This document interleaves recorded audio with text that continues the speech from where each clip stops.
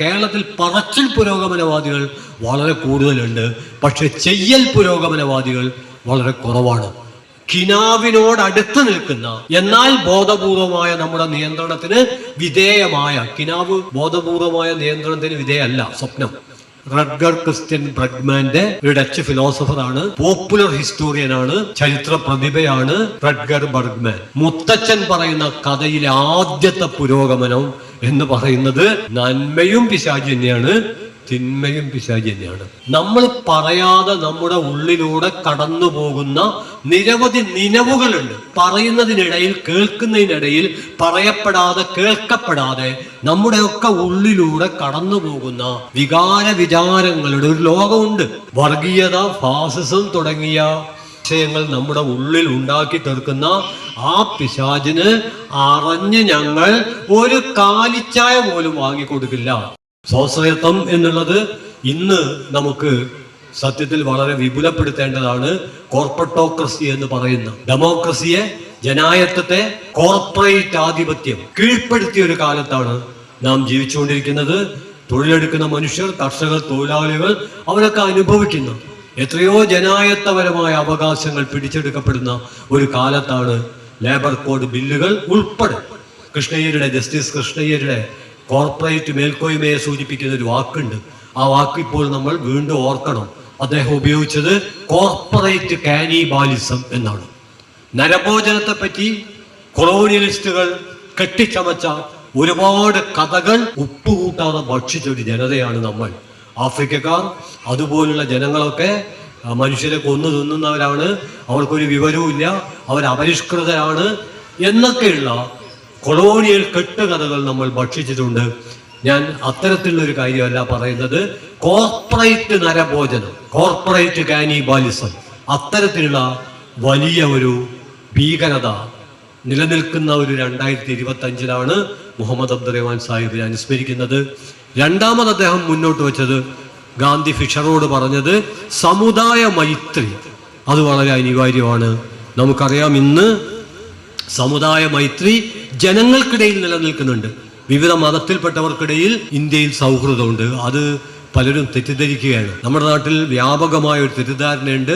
ആ തെറ്റിദ്ധാരണ എന്ന് പറയുന്നത് ഇന്ത്യയിലെ ജനങ്ങൾക്കിടയിൽ എന്തോ തകരാറുണ്ട്. അവർ മതത്തിൻ്റെ അടിസ്ഥാനത്തിൽ മസിൽ പിടിക്കുകയാണ്, മൽപ്പിടുത്തം നടത്തുകയാണ്, പരസ്പരം ഏറ്റുമുട്ടുകയാണ്, കൊലവിളിക്കുകയാണ്, കൊല്ലുകയാണ്, ചോര ഒഴുക്കുകയാണ്.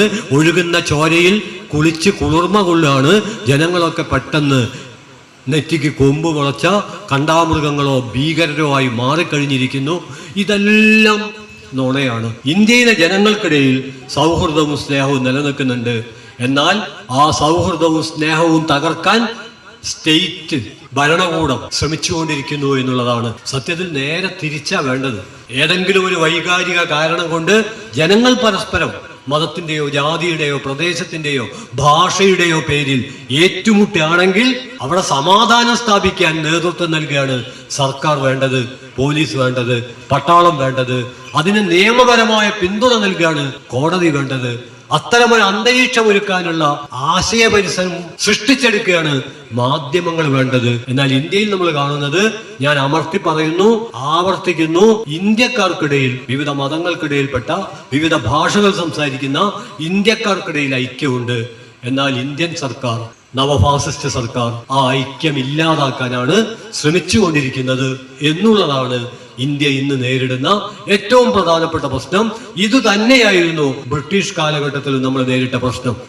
ഈ അടുത്ത കാലത്ത് വളരെയേറെ ശ്രദ്ധിക്കപ്പെട്ട ഒരു പുസ്തകത്തിൽ നിന്നുള്ള ഒരു ഉദാഹരണമാണ്. ആ ഉദാഹരണം നിങ്ങൾക്കും എനിക്കും ഊർജം പകരും എന്നുള്ളത് കൊണ്ടും നമുക്കിത് പ്രയോഗത്തിൽ വരുത്താൻ പറ്റും എന്നുള്ളത് കൊണ്ടും അത് വളരെ പ്രധാനപ്പെട്ടതാണ്.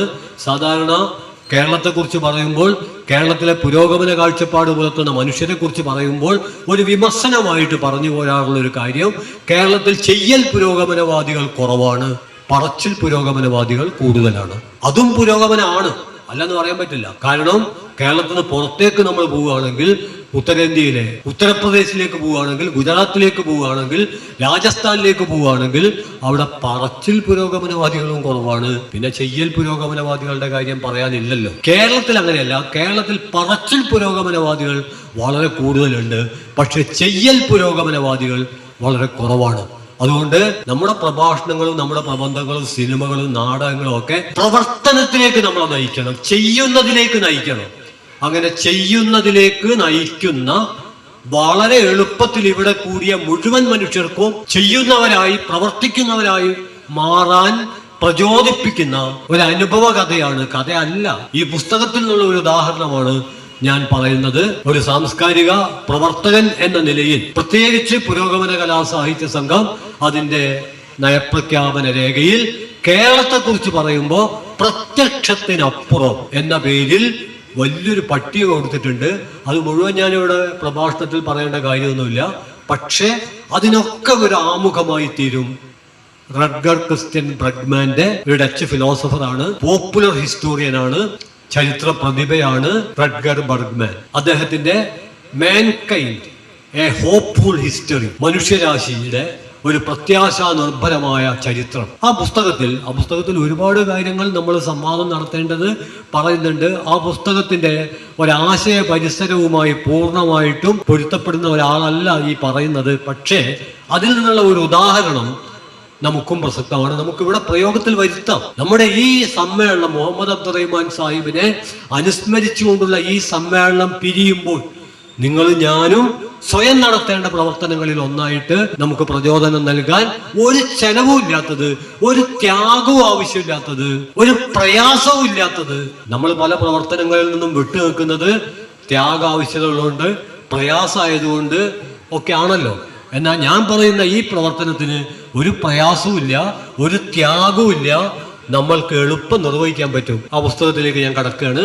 ഒരു മുത്തച്ഛൻ, പ്രായമുള്ള ഒരു മുത്തച്ഛൻ വളരെ പ്രായം കുറഞ്ഞ തൻ്റെ പേരക്കിടാവിന് ഒരു കഥ പറഞ്ഞു കൊടുക്കുകയാണ്. ആ കഥ ഇത്രയേ ഉള്ളൂ.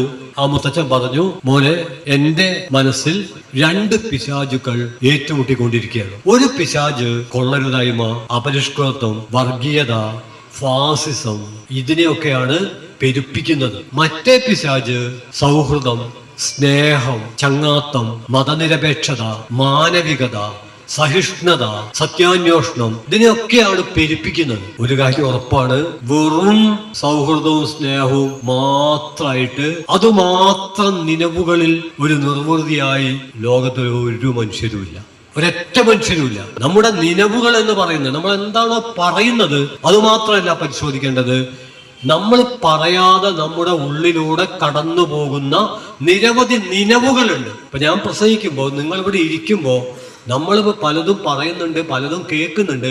പക്ഷെ പറയുന്നതിനിടയിൽ, കേൾക്കുന്നതിനിടയിൽ പറയപ്പെടാതെ, കേൾക്കപ്പെടാതെ നമ്മുടെയൊക്കെ ഉള്ളിലൂടെ കടന്നു പോകുന്ന വികാരങ്ങളുടെ ഒരു ലോകമുണ്ട്.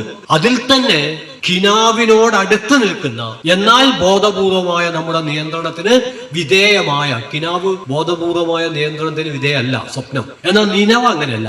ആ നിലവ് നമ്മൾ നോക്കിക്കഴിഞ്ഞാൽ അതിൽ പകയും വെറുപ്പും ശത്രുതയും ഒക്കെ കടന്നു വരും, സൗഹൃദവും സ്നേഹവും ഒക്കെ കടന്നു വരും. എല്ലാ മനുഷ്യരുടെ ഉള്ളിലും വ്യത്യസ്തമായ ഈ പ്രവണതകൾ പരസ്പരം ഏറ്റുമുട്ടിക്കൊണ്ടിരിക്കുന്നുണ്ട്. അപ്പൊ അതുകൊണ്ട് മുത്തച്ഛൻ പറഞ്ഞത് ശരിയാണ്, 2 പിശാച്. ഇവിടെ നമുക്ക് ഒരു സാംസ്കാരിക വിമർശനത്തിനുള്ള വലിയൊരു സാധ്യതയുണ്ട്. നമ്മളെ സംബന്ധിച്ചിടത്തോളം പിശാച് എന്ന് പറഞ്ഞാൽ ദുഷ്ടൻ അല്ലെങ്കിൽ ദുഷ്ട. എന്നാൽ ഈ കഥ നിങ്ങൾ ശ്രദ്ധിച്ചു കഴിഞ്ഞാൽ നന്മയുടെ പിശാചുണ്ട്, തിന്മയുടെ പിശാചുണ്ട്.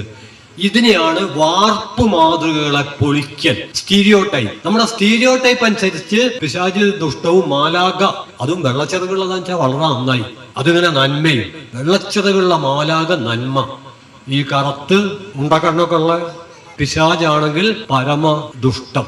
മുത്തച്ഛൻ പറയുന്ന കഥയിലെ ആദ്യത്തെ പുരോഗമനം എന്ന് പറയുന്നത് നന്മയും പിശാച് തന്നെയാണ്, തിന്മയും പിശാച് തന്നെയാണ്. നമ്മുടെ ഉള്ളിലുള്ള 2 പിശാചുക്കൾ അത് തമ്മിൽ ഏറ്റുമുട്ടിക്കൊണ്ടിരിക്കുകയാണ്. അപ്പൊ കുട്ടിക്ക് പ്രത്യേകിച്ച് താല്പര്യമൊന്നുമില്ല കേട്ടോ, കുട്ടി കേട്ടു. അത് കഴിഞ്ഞപ്പം മുത്തച്ഛൻ പറഞ്ഞു, എന്റെ ഉള്ളിൽ മാത്രമല്ല ലോകത്തിലുള്ള മുഴുവൻ മനുഷ്യരുടെ ഉള്ളിലും ഈ 2 പിശാചുക്കൾ ഏറ്റുമുട്ടിക്കൊണ്ടിരിക്കുകയാണ്. അപ്പം കുട്ടിക്ക് കുറച്ച് താല്പര്യമായി. പിന്നെ മുത്തച്ഛൻ പറഞ്ഞു, എന്റെ ഉള്ളിലും ഈ 2 പിശാചുക്കൾ ഏറ്റുമുട്ടിക്കൊണ്ടിരിക്കുകയാണ്. അപ്പം കുട്ടിക്ക് കൂടുതൽ താല്പര്യമായി. നമ്മൾക്കൊക്കെ ഇതാണ് കാര്യം. നമ്മളെ തൊടുമ്പോഴാണ്, നമ്മളെ കഴുത്തിന് പിടിക്കുമ്പോഴാണ് എന്തും 100 പ്രസംഗം നടത്തിയിട്ട് കാര്യമില്ല. തൊട്ടപ്പുറത്ത് തീ ആളി പടരുന്നുണ്ട്, ഇവിടെ പുക കാണുന്നുണ്ട്, എന്നാലും ചിലർ അനങ്ങില്ല. കാലിനടി പൊള്ളുമ്പോ മാത്രമേ ചിലര് ഹാ എന്ന് പറഞ്ഞിട്ട് കാലെടുത്ത് പൊക്കുള്ളൂ. അതുവരെ ഇതാണ് മലയാളി സമൂഹത്തിൽ പൊതുവെ സംഭവിച്ചുകൊണ്ടിരിക്കുന്ന ഒരു കാര്യം. സാംസ്കാരിക പ്രവർത്തകരായ ഞങ്ങളൊക്കെ പ്രസംഗിക്കുമ്പോൾ പല ആളുകളും ഞങ്ങളോട് ഈ പ്രസംഗം കഴിഞ്ഞാൽ ചോദിക്കാറുണ്ട്, അല്ല ഇങ്ങനത്തെ ഒക്കെ പ്രശ്നങ്ങൾ ഉണ്ടോ? ഇതൊക്കെ നമ്മൾ പ്രസംഗത്തിൽ അങ്ങനെ പറയണോ? അതവർ സമ്മതിക്കുമോ? കാരണം നമ്മളെ പ്രചാരണത്തിന്റെ ഭാഗമാണല്ലോ, ഇടതുപക്ഷ പ്രചാരണത്തിന്റെ ഭാഗമാണല്ലോ ഇവരെയൊക്കെ പറയാന്നുള്ളത്. അതുകൊണ്ട് പറയാം, പക്ഷെ സത്യത്തിൽ പരമാർത്ഥത്തിൽ ഇതൊക്കെ ഉണ്ടോ അവർക്ക് വിശ്വസിക്കാൻ പറ്റുന്നില്ല. അപ്പം മുത്തച്ഛൻ പറഞ്ഞു കുട്ടിയോട്, ആദ്യം പറഞ്ഞു മുത്തച്ഛന്റെ ഉള്ളിൽ കുട്ടിക്ക് വലിയ താല്പര്യമില്ല, പിന്നെ ലോകത്തുള്ള എല്ലാ മനുഷ്യന്റെ ഉള്ളിൽ കുട്ടിക്ക് കുറച്ച് താല്പര്യമായി, പിന്നെ മുത്തച്ഛൻ പറഞ്ഞു എന്റെ ഉള്ളിലും ഇങ്ങനെ രണ്ട് പിശാചുക്കൾ ഏറ്റുമുട്ടിക്കൊണ്ടിരിക്കുകയാണ്. അപ്പം കുട്ടിക്ക് ഉത്കണ്ഠ കൂടി. അപ്പം കുട്ടി ഒരു ചോദ്യം ചോദിച്ചു. ആ ചോദ്യമാണ് ഞാൻ ചോദിക്കേണ്ടത്, ആ ചോദ്യമാണ് നിങ്ങൾ ചോദിക്കേണ്ടത്, ആ ചോദ്യമാണ് നമ്മളെല്ലാം ചോദിക്കേണ്ടത്. ആ ചോദ്യം ഇതാണ്, ഇതിലാരാണ് ജയിക്കുക? തദ്ദേശ സ്വയംഭരണ തെരഞ്ഞെടുപ്പിന്റെ ഒരു പശ്ചാത്തലത്തിലായതുകൊണ്ട് ആ തെരഞ്ഞെടുപ്പ് മുന്നിൽ കണ്ട് ഞാനൊരു കഥ കൊണ്ടുവന്നു ഒന്നല്ല. ഇതിലാരാണ് ജയിക്കുക? അപ്പൊ അതിന് മുത്തച്ഛൻ പറഞ്ഞ ഉത്തരവുണ്ട്, നമ്മൾ ഏതിനാണോ തീറ്റ കൊടുക്കുന്നത്, വോട്ട് കൊടുക്കുന്നതല്ല കേട്ടോ, നമ്മൾ ഏതിനാണോ തീറ്റ കൊടുക്കുന്നത് അത് ജയിക്കും. അതുകൊണ്ട് ഞാൻ തുടക്കത്തിൽ പറഞ്ഞു, നിങ്ങൾക്കും ചെയ്യാം എനിക്കും ചെയ്യാം, ത്യാഗം വേണ്ട, പ്രയാസപ്പെടണ്ട, പൈസ മുടക്കണ്ട, സമ്മേളനം വിളിക്കണ്ട, പ്രസംഗം കേൾക്കണ്ട, ഒരു ചെലവുമില്ല. നമുക്ക് ചെയ്യാവുന്ന ഒരു കാര്യം മതനിരപേക്ഷത, മാനവികത എന്നീ മൂല്യങ്ങൾ വളർത്താൻ സഹായകമായി സംസാരിച്ചുകൊണ്ടിരിക്കുക, പറഞ്ഞുകൊണ്ടിരിക്കുക, എഴുതിക്കൊണ്ടിരിക്കുക, അത്തരത്തിലുള്ള പാട്ടുകൾ കേൾക്കുക, കേൾപ്പിക്കുക, നാടകം അവതരിപ്പിക്കുക, സിനിമ, ഡോക്യു ഫിലിം, അതിന് അവസരം കിട്ടുമ്പോഴൊക്കെ ഇത്തരത്തിൽ ഒന്നും വേണ്ട, നമ്മളൊക്കെ മനുഷ്യന്മാരാണ് എന്ന ഒരു ആശയം ജനങ്ങളുടെ മുമ്പിൽ മുമ്പൊന്നുമില്ലാത്ത വിധം അവതരിപ്പിക്കേണ്ട, വർഗീയത, ഫാസിസം തുടങ്ങിയ ആശയങ്ങൾ നമ്മുടെ ഉള്ളിൽ ഉണ്ടാക്കി തീർക്കുന്ന ആ പിശാചിന് അറിഞ്ഞ് ഞങ്ങൾ ഒരു കാലിച്ചായ പോലും വാങ്ങിക്കൊടുക്കില്ല, എന്നാലേ അത് തോൽക്കുള്ളൂ. ആ അർത്ഥത്തിൽ അതിനെ തോൽപ്പിക്കാൻ ഉള്ള വലിയൊരു ആശയ സമരം അത് മാത്രം മതിയാവില്ല. പക്ഷേ അതിനെ തോൽപ്പിക്കാനുള്ള നിരവധി കാര്യങ്ങളിൽ ഒന്നാണ് ആശയ സമരം. ആ ആശയ സമരത്തിൽ മലയാളി സമൂഹം പിറകോട്ട് പോകുന്നുണ്ടോ എന്ന ഒരു ഉത്കണ്ഠയാണ് ഞാൻ മുന്നോട്ട് വെക്കാൻ ശ്രമിക്കുന്നത്. അത് എൻ്റെ വ്യക്തിപരമായുള്ള ഒരു കണ്ടുപിടുത്തല്ല. പുരോഗമന കലാസാഹിത്യ സംഘം കേരളം പ്രത്യക്ഷത്തിനപ്പുറം എന്നതിൽ പറയുന്ന ഒരു കാര്യമാണ്. അത് പറയുമ്പോൾ തന്നെ മലയാളിയുടെ ഒരു അഭിമാനമുണ്ട്. അത് ജനാധിപത്യ മതനിരപേക്ഷ പ്രവർത്തനങ്ങളുടെ തുടർച്ചയിൽ തളർത്തതാണ്. അതിൻ്റെ ഒരു ഉദാഹരണം ഞാൻ പറയാം.